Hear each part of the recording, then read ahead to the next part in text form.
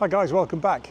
Today's a slightly different video because I'm going to be asking for your opinion. I'd like you to help me decide what to do with this. I sold this car about 2 years ago, 2.5 years ago for 5 grand. I bought it back last week for 500 quid.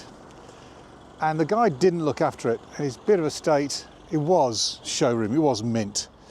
It looks a bit different, it looks a bit, when it went out anyway, I thought it looked pretty amazing.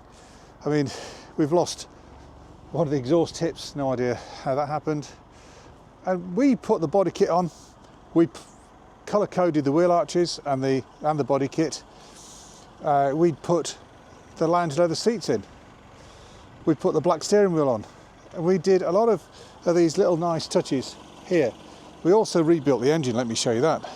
We put the black headlights in and they were mint when the car left us. And under here we've got lots of expensive things actually, with the header tank, the AEM intake and the heat shield. We have a green turbo. Not sure if that makes it go any faster. We have all the pipes and everything in silicon, etc. So the engine sounds okay. It's a bit oily.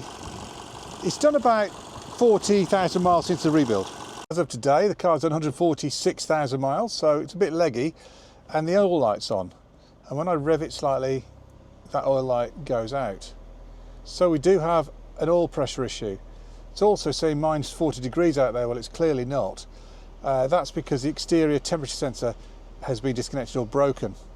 So it's 500 quid's worth, there's no doubt about that.